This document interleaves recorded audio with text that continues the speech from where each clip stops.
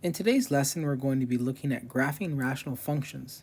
We're going to be focused on rational functions of the form ax plus b over cx plus d. So in other words, we're going to be looking at rational functions where the degree of the top and the degree of the bottom are both equal to 1. So before we can get to taking a look at graphing the rational functions, we need to look at two concepts. One is called vertical asymptotes, and the other will be called horizontal asymptotes.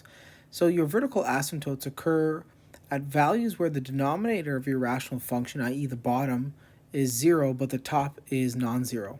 So essentially what we're looking at is if we're focused on rational functions, your vertical asymptotes occur when the function is undefined, and that's going to happen when the bottom is 0. So for what values of x do we get that? This creates vertical asymptotes.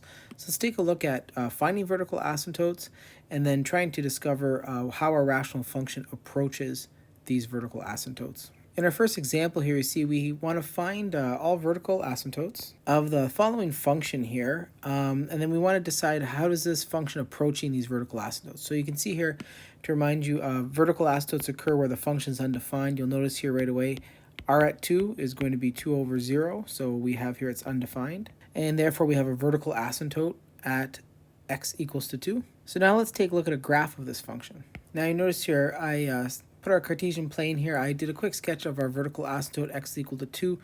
This is denoted with a dotted line here. Obviously it's a vertical line. What we want to discover is what happens with this function as we approach our vertical asymptote from the left and the right. So you can see here as I approach 2 from the left hand side, as I pick numbers closer to 2, we can see our function is approaching negative infinity. On the other hand, as I approach 2 from the right hand side and get numbers that are closer to 2 from the right, such as 2.01, 2.001, 2.0001, we can see our function is approaching positive infinity. So this rational function has a single vertical asymptote at x equals to 2, and as we approach 2 from the left, it approaches negative infinity. As I approach 2 from the right hand side, it approaches positive infinity. Now we haven't discussed how to graph these rational functions yet, so I'm just going to leave the graph as follows, just illustrating the behaviors of the rational function as I approach my asymptote. Let's take a look at some more examples. So for the next example here, again, we want to find our vertical asymptote. Your vertical asymptotes exist where the function is undefined. You can see here if I let x be 2 or x be negative 1, you can see that the function, in this case r at 2 and r at negative 1, are undefined, and therefore we have vertical asymptotes at 2 and negative 1. Let's take a look what happens as we approach our vertical asymptotes, both the 2 and the negative 1 from the left and right.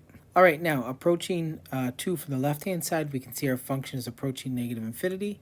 And as I approach 2 from the right-hand side, we can see again our function is approaching positive infinity.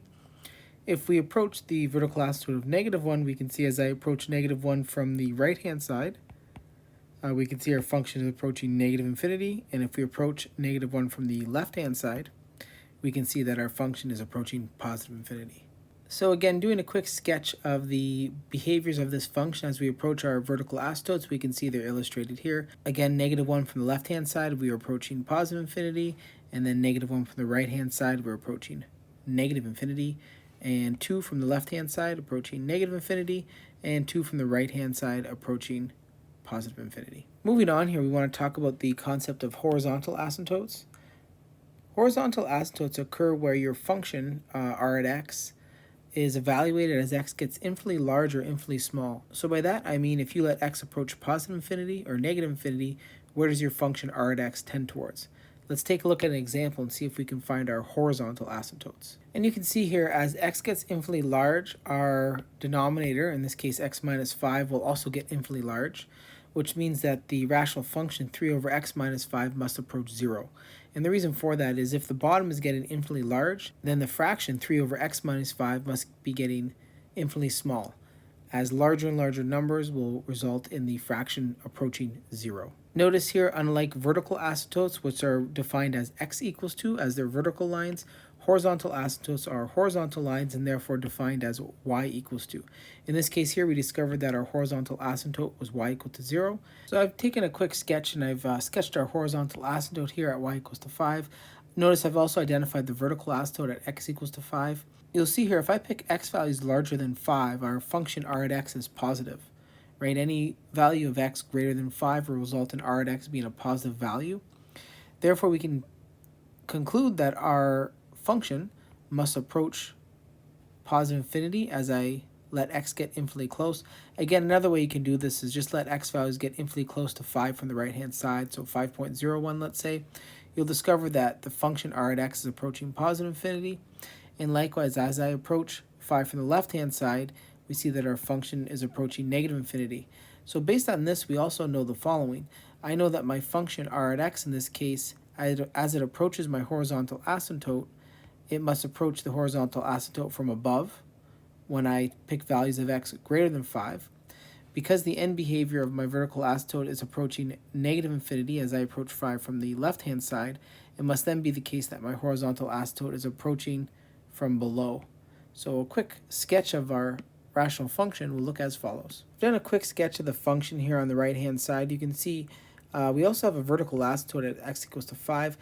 As I approach 5 from the right-hand side, you can see our function here will be approaching positive infinity. And again, you can see that by subbing in numbers to the right of 5, like 5.01, 5.001, or another way you can do it is just pick a number greater than 5. So if I were to pick a number like 10, you can see here that this is positive, so therefore the whole function must be positive because we don't have any roots crossing the x-axis. So that's another way you can go ahead and do this. At any rate, here we can see that our function is approaching positive infinity as we approach 5 from the right-hand side. Therefore, it must be the case that our function is approaching its horizontal asymptote from above. On the other hand, as I approach 5 from the left-hand side, we're finding that the function is approaching negative infinity. So therefore, it must be the case that our function is approaching the horizontal asymptote from below. As x gets infinitely small and as x approaches negative infinity, we can see our function is approaching 0 from below. And just to reiterate here, as x approaches positive infinity, our function is approaching 0 from above. Let's take a look at another example. In the following example here, we want to find our horizontal asymptote of the function. When the degree of the top is equal to the degree of the bottom, it turns out that the horizontal asymptote exists by dividing out the leading coefficient of the top and leading coefficient of the bottom. Notice here I factor in x out of the numerator and x out of the denominator. Again, as I let x get infinitely large or infinitely small, we can therefore conclude these are non-zero values and I can cancel these off. Therefore, as x gets infinitely large, our function 1 over x will approach 0. Likewise, our function 3 over x will approach 0. And it turns out that the horizontal asymptote will end up being 1 over 2. And you'll see here that this exists whether x approaches positive infinity or negative infinity. As I let x get infinitely large, this will approach 0, and this also will approach 0. And therefore, the horizontal asymptote as x gets infinitely large will approach 1 over 2. But likewise, as x approaches negative infinity and gets infinitely small, this will still approach 0, and we will still have a horizontal asymptote at 1/2 as x gets infinitely small. All right, let's take a look at putting this all together and graphing some rational functions. So in the following example, we want to graph the following rational function. Again, let's first find all the intercepts, vertical asymptotes, and horizontal asymptotes if they occur. Doing this, we get the following. You'll notice here the following function has an x-intercept. X-intercept happens for rational functions when the numerator is 0. You'll notice here the numerator is never 0. Therefore, we do not have any x-intercepts. Y-intercept occurs when we evaluate the function at 0. So in this case here, evaluating this function at 0, we get negative 2/3. So we have a y-intercept of negative 2/3. Vertical asymptote exists when the bottom is 0 and undefined. So in this case here, we have x is equal to 3. And lastly, you'll notice here that the horizontal asymptote of the following function is going to be 0. Again, as x gets infinitely large, you can see the bottom will approach infinity, in which case this rational function will approach 0. And likewise, as x gets infinitely small, we have the exact same thing. This fraction here will approach 0.